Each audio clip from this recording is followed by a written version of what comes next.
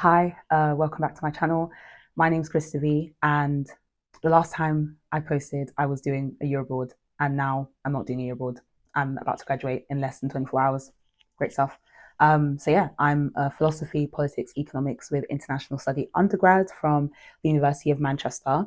And during my year abroad, Toronto definitely changed me academically, and I was able to publish a paper that I wrote there, and the paper's called Resilience Amidst Ruin, a Postcolonial Analysis into the City of Joy in Eastern Congo. And if you want to read that, you can find that in the link below. And this video is basically a video essay version of the published paper. So the City of Joy is a rehabilitation center in Eastern Congo. And in order to understand why it was set up, why it was built, we should go back to 1994, April 1994, the Rwandan genocide, where an estimated 800,000 Tutsi people were killed by the Hutu majority government. And this occurred for over 100 days. And the end of this genocide led to over a million Hutu people fleeing to what was then known as Zaire and now known as Eastern Congo. And when we fast forward 2 years later, October 1996, an accumulation of the end of the regime of the dictator Mobutu Sese Seko and the conflicts that started brewing in the Eastern Congo amongst different ethnic groups, it kind of led to, or it did lead to, the First Congo War. And this lasted roughly around a year, where it was a coalition of Rwandan and Ugandan forces alongside Congolese rebels overthrew Mobutu Sese Seko, the dictator. And this led to a lot of widespread violence and humanitarian crises. And the end of this First Congo War, it basically led to the rise and beginning of the presidency of Laurent Desire Kabila.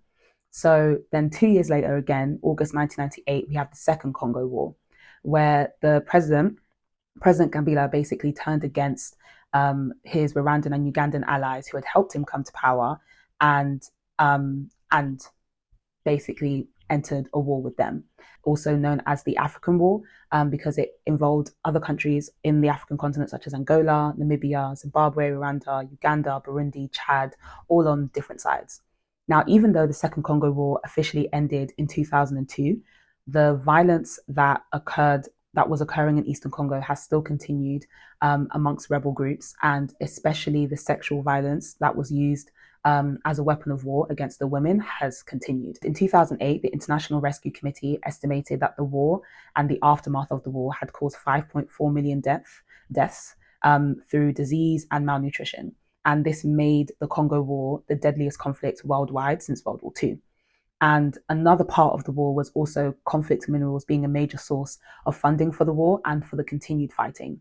So even though the peace agreement was signed in 2002, violence has continued. So the City of Joy was founded in 2011 by Dr. Denis Mukwege, Christine Schuler de Schrijver, and Eve Ensler, now known as V. So the City of Joy, it's a rehabilitation center that provides healing, education, and empowerment to help the women who've experienced the sexual violence in the war rebuild their lives and become leaders in their communities. They put on their website, and they stated in the Netflix documentary, that it's a transformative leadership community for women survivors of gender violence, and it's located in Bukavu. So it's a place for basically women to heal themselves from the traumas that they've experienced through therapy and life skills programming. And the graduates, eventually at the end of when they conclude their time at the center, they integrate back into their communities. And a lot of them start nonprofits themselves, like orphanages, elderly homes. A lot of them start launching small businesses. They may become journalists, farmers, and also a lot of them are able to return back to school.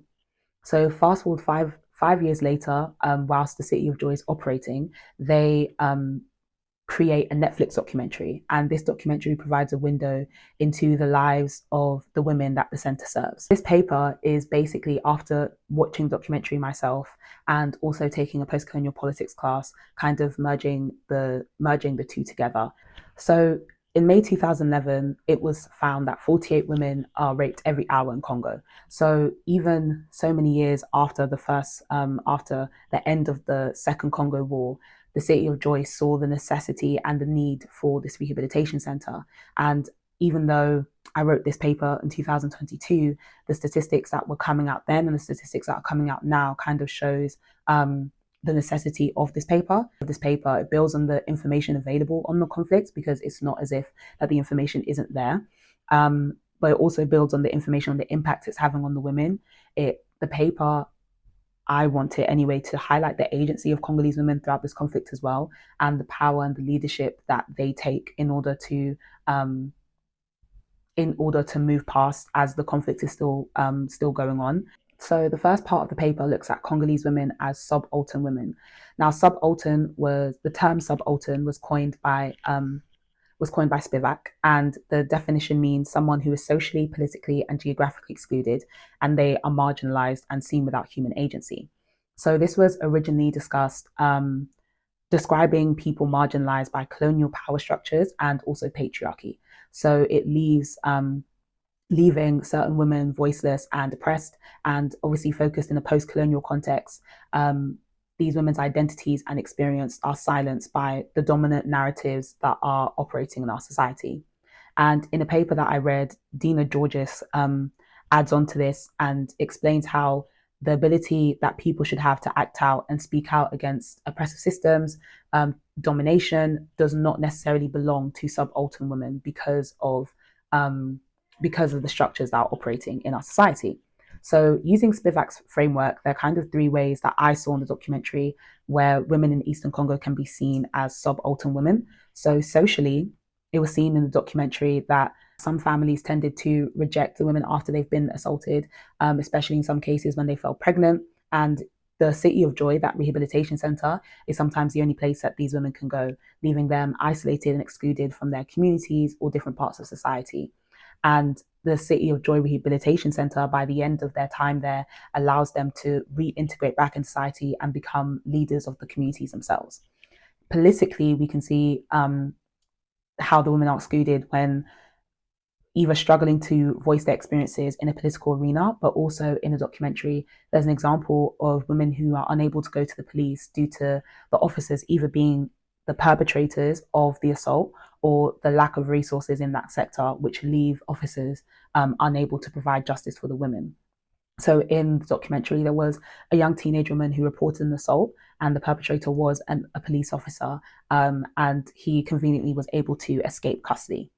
So geographically, we can see how women in the Eastern Congo are excluded through militias raiding villages and also chasing families out of their communities.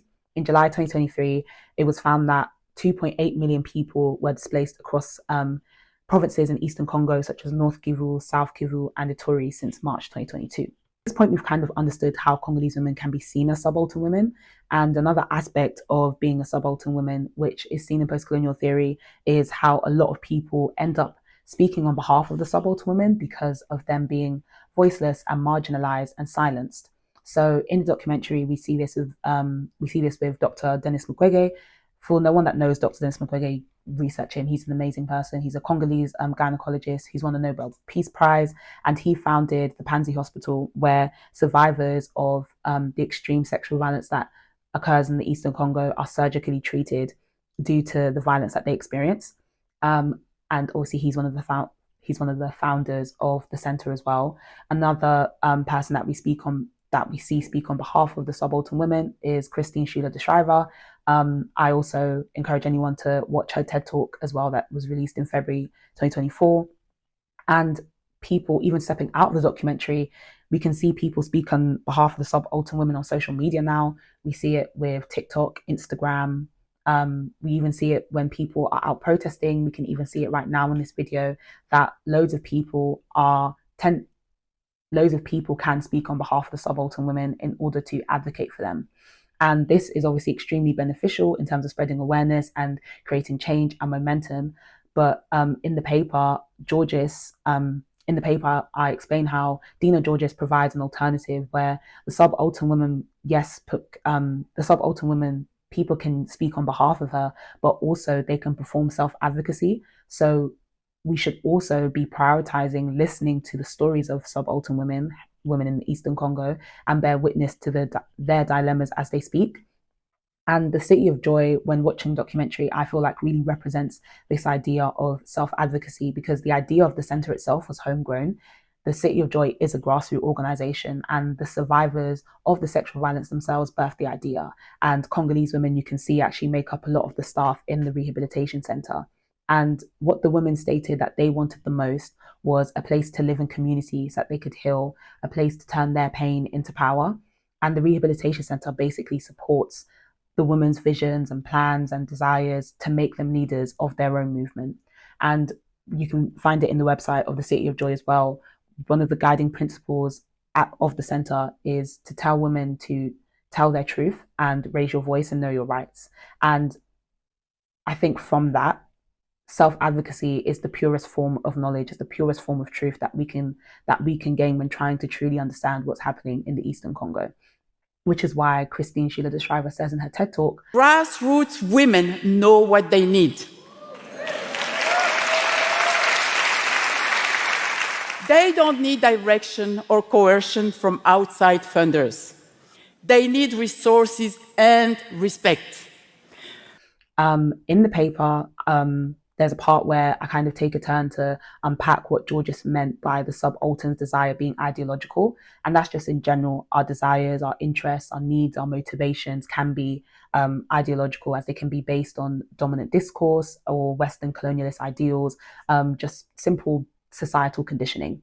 And the kind of example I use to unpack that is looking at the Vagina Warrior program that is demonstrated in the documentary, where then known as Eve Ensler, basically is leading the Vagina Warrior program, where women are encouraged to look at their vagina with a mirror and to basically reclaim ownership over their sexual organ, which I think is very powerful in itself, because it's kind of a demonstration that resistance and forms of political preservation doesn't just have to be like these overt acts of like rebellion and shouting and protesting, but it's also creating spaces for love and self-affirmation, especially when looking at the context as to what's going on in the conflict.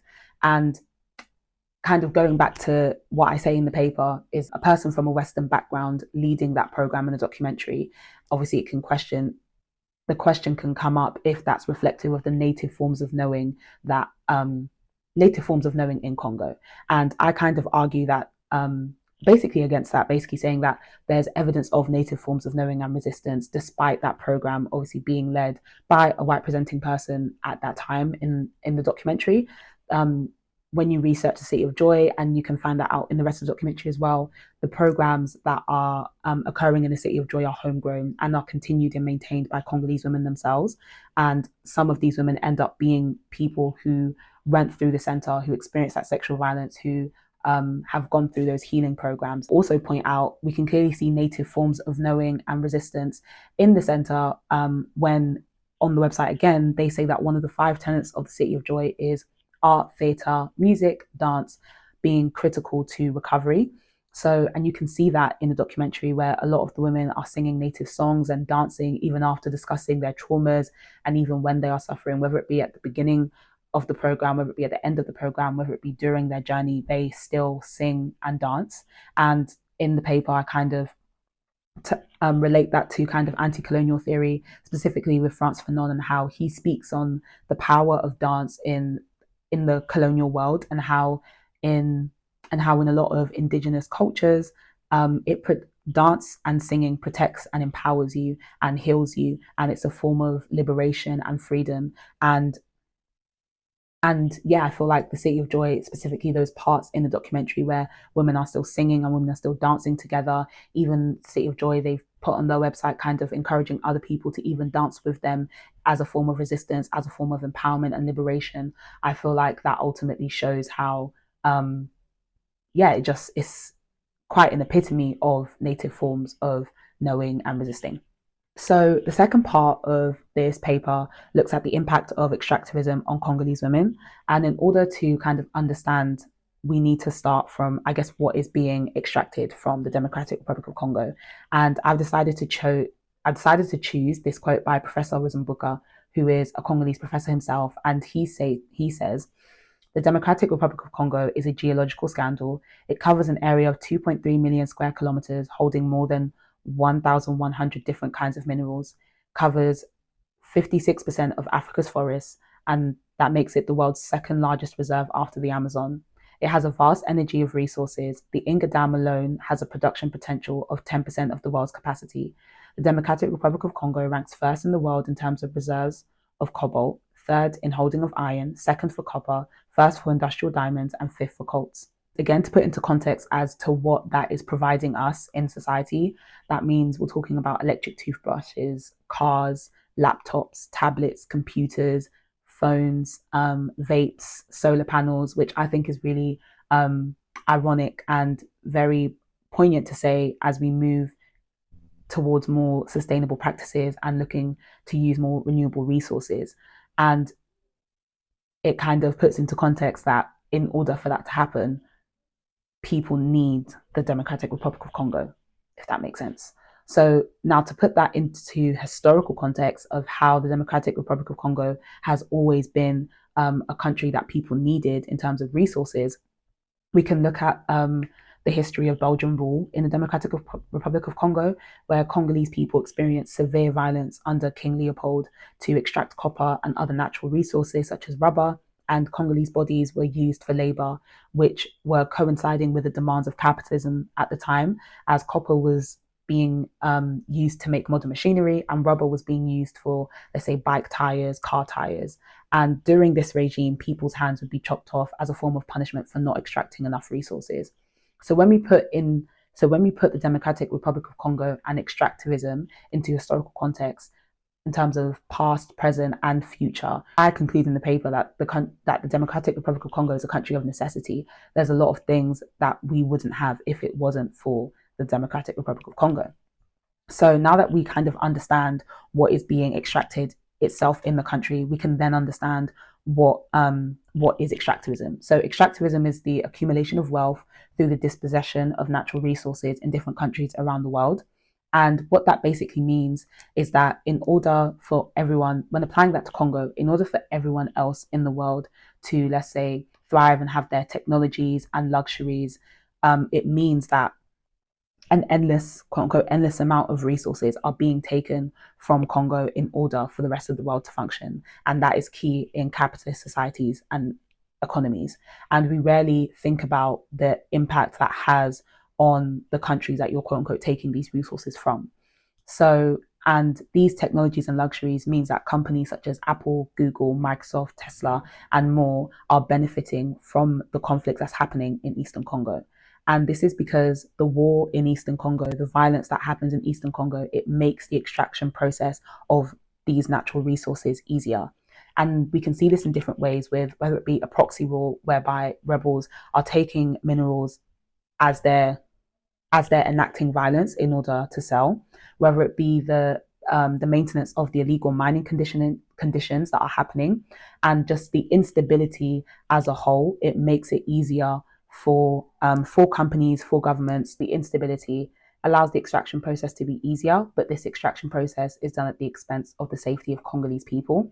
So later on in the paper, to focus specifically on the Congolese women, I use Sweeney's paper, Gendering Racial Capitalism and the Black Heretical Tradition, where she states how Black women's bodies are also seen as a playground for people to take advantage of because of the economic needs of society. And I use this to kind of touch on how, as well as the economic needs of the global community, there's also the economic needs of people within the country, which can contribute to the sexual violence. So this reminded me of a documentary that I watched called The Greatest Silence, Rape in the Congo, which provides an example of how the economic needs within the country can also contribute to the sexual violence. Just ask him to tell me what he did. Banamuke. Kumwambia nilikuwa nalala na banamuke. Did they want him to sleep with him? Mimi namkamata kinguvu, kama nanishinda mimi naita wenzangu wanisaidie. Oh, ni vita iliacha ile dikete na kuwa vile. Kama kungelikuwa vita ile yote ingelikuwa. So that clip kind of demonstrates how the economic needs of the men themselves have led soldiers to feel entitled to use Congolese women's bodies for their own gratification. So wrapping up on kind of that concept of economic needs, economic demand, it shows, the paper kind of also touches on how, yes, the global community is complicit. The global community is complicit into what is happening in the Eastern Congo because of the demand of natural resources, making multiple countries complicit in this exploitative extraction, such as the UK, Canada, the US, Belgium, France, China, Taiwan, etc. So at this point, now that we can understand the extractivism that is happening in Eastern Congo, we can also think of how the damage that's doing to people, but also the damage that does to the land. So when the earth is being violated in such a way, it kind of makes sense that the healing doesn't just involve the women, but the healing also involves healing the land. And the City of Joy recognizes that when Christine Schuler de Schrijver says in her TED Talk, "For the earth is a central part of our healing. I grew up with a deep love and respect of the earth and a vision for connecting the healing of women with the healing of the earth." In the TED Talk, she talks about how the City of Joy owns a 350-hectare farm, and they recognize this being a key part of their healing process, where the women learn how to grow food, they take care of animals, and advance their understanding in agriculture. So the farm basically becomes a living classroom for them. And I kind of wanted to recognize that in the paper because sometimes it's forgotten as, I guess, the impact land or the impact conflicts can also have on land. And the paper kind of acknowledges the healing of self and the healing of the earth after and during periods of conflict. The last section of this paper looks at legacies of colonialism in Congolese women. And there's going to be a lot of definitions, but most of them are quite intuitive. And each definition kind of is rooted in post-colonial theory, and it'll be a build-up of tackling the legacies of colonialism. And then the definitions are kind of related to the City of Joy and the women in Eastern Congo. So the first definition is ruination, whereby it's kind of that understanding of colonialism being an active and ongoing process. And this is because the negative impacts and damages caused by colonialism persist even after countries gain independence. And this can consist of economic exploitation and dependency, cultural erosion and loss, environmental degradation, political instability and corruption, social disruption and fragmentation, and psychological and emotional scars amongst the population. And I use a post-colonial theorist, Stoller, where kind of showing how sexual violence is an example of ruination, as she explains how ruination brings about severe impairment as of one's health, fortune, honor, and hopes. And that can really be seen within the lives of the women in Eastern Congo and the communities, and the impact that can have psychologically and emotionally on a community. And we see that in the documentary where women talk about being suicidal, marriages are ending, people are losing their husbands, their sons, as well in the war, families abandoning victims. There's so much happening as an aftermath of the sexual violence and of the displacement. And Dr. Mukwege touches on this in a documentary where he questions what will happen to the young people who have seen their mothers being violated or who possibly understand the context of their conception. So that's all being said in the sense of how ruination can be evident in not just the women and their lives, but also the people surrounding the victims, as destroying the women in the region in turn destroys the community, which is why the City of Joy is so necessary in being a rehabilitation center so women can be integrated back into society to be the leaders of their communities. Next definition is colonial unknowing, where it means the act of ignoring the history of colonialism and the impact it has today. So we can clearly see this in terms of what's going on in Eastern Congo, because when we go back into history, when King Leopold owned Congo and it was called the Congo Free State, it took over 10 million people dying and 24 years for him to be ordered to release the Congo back to the Belgian government. And we can see colonial unknowing and we can see history being ignored, because history is literally repeating itself, where the world is again being complicit in 500,000 Congolese women being raped over the span of 20 years. And the global community is failing to kind of comprehend the true reality of what is going on in Eastern Congo. And one of the founders of the center kind of states in the film that the world is being indifferent and ignoring the sexual violence that is happening to Congolese women simply because they are Congolese. And she goes on further to claim that Congolese women, it's almost as if they're imagination to people. And I feel like that really links well to that kind of understanding of colonial unknowing, of ignoring, of this almost being quite cyclical in a sense. So the next definition is something that I found in a paper written by Bird, where it's colonial agnosia, where it's people understanding the concept of colonialism, but not recognizing how it lives on today, and almost seeing certain aspects of society as normal instead of seeing it for what it is, as a disorder that is a result of the legacies of colonialism. And the Western world kind of uses this ignorance as a dismissive measure to maintain a position of white innocence and to kind of step back from taking the blame, from taking accountability, things like that. And I definitely saw that in terms of when I understood the concept of neo-patrimonialism, where part of neo-patrimonialism is almost sometimes implying an innate sense of corruptedness and exploitation that happens in African politics, especially soon after a lot of countries declared independence, when really we can see a lot of any certain issues that were happening in African politics, whether it be dictatorship regimes, whether it be things like quote unquote corruption. A lot you can see the direct ties on how that actually relates to colonialism or neo-colonialism that occurred in the continent after many countries declared independence. And to me, that whole concept is basically shifting the blame away from those who benefit the most from disorder and instability, which are a lot of companies and a lot of governments in the global community. As I was writing the paper, another thing that I feel like it's important to acknowledge is, as well as companies and corporations and governments being complicit in the violence that's going on in Eastern Congo, we also have to look at ourselves as individuals, because our quote unquote consumer needs and our economic demands, whether for technology, for like phones and computers and tablets and all the things that I mentioned before, it kind of it does make us complicit in what's going on, because it's our demand, it's our need, it's our desires that is also contributing to this to a certain extent. And it's interesting to look at that from the position of someone who is Congolese, but obviously living in the diaspora, where you can be a Congolese individual who obviously believes in women's rights and safety. You can acknowledge the legacies of colonialism, but by living in a capitalist society and purchasing from companies such as Apple and Samsung or Microsoft, your behaviors are now inconsistent with your belief systems, which is why there is a call to not simply obviously boycott having a phone, but to not be purchasing from Apple or Samsung as much, but restricting basically your demand, because you're acknowledging what your demand is contributing to, if that makes sense. And in the paper, I kind of acknowledge that Congolese women within the diaspora are experiencing kind of that psychological legacy of colonialism. You experience a level of cognitive dissonance due to the fact that you are forced to be complicit in the violence of your own people. The last definition, I feel like, was left till last because I think it's the peak after knowing the legacies of colonialism. It's colonial aphasia, where it's a dissociation from the colonial past and present, and it's so extreme that the history just simply becomes unspeakable.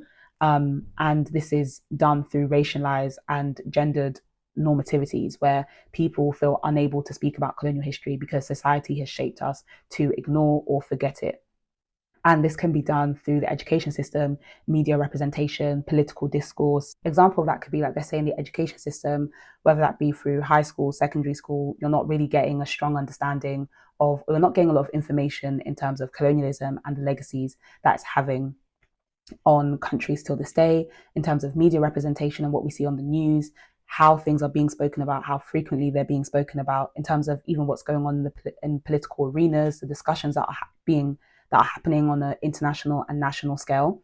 And maybe with the definition, one thing I could disagree with if whether it's actually coming from a place of, oh my gosh, this is so extreme, let's just not talk about it, it's just too sad to look at. I do agree with the fact that society has definitely made it normal for us to ignore things like this, ignore the extreme things that are happening all around the world.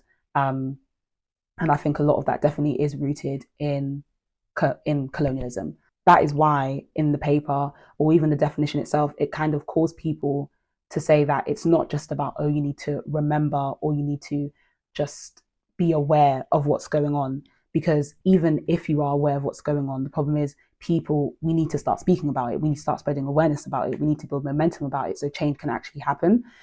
The change needs to be something revolutionary. And that's definitely something I feel like along the lines of like Fanon and anti-colonialism. And I definitely feel like in the documentary that's kind of acknowledged, as one of the founders explains, that for the violence to stop, it's not just about remembering colonial history, but it's about creating action and change. It's governments needing to hold themselves accountable and to stop the exploitation of the resources in order for the sexual violence to also stop occurring. Rebirth is possible. Firstly, we believe that there is no woman, no matter how hurt or violated, broken or lost, who cannot be restored. This, like all the tenets, is a living principle, repeated often at City of Joy. We learn from experience that women who have survived the most violence can, with support and training, become the most visionary leaders.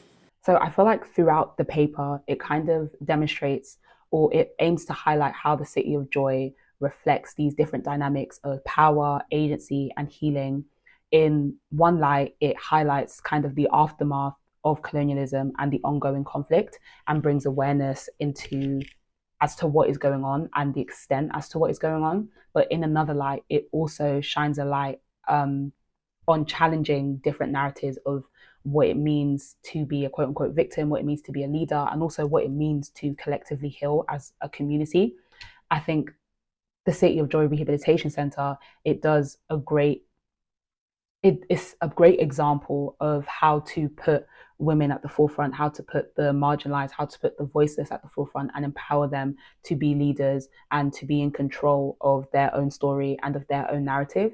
And I think in today's current climate, there is an urgent need for the collective healing that is portrayed in the City of Joy, as well as an urgent need for structural change and reparative justice. It's not just up to the women to be the ones to to create the change, but it's also up to governments, corporations, companies, and also us in the global community to also speak up and advocate.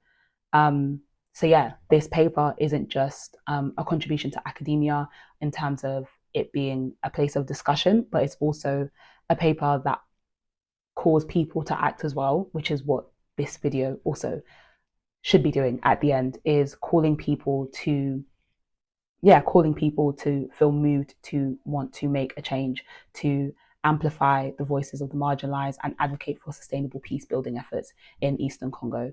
And there are many ways to do that through so many different charities that are operating, and through also participating in protests, and through donating, reading, even watching the documentary in itself, and just staying connected and staying informed as to what is going on.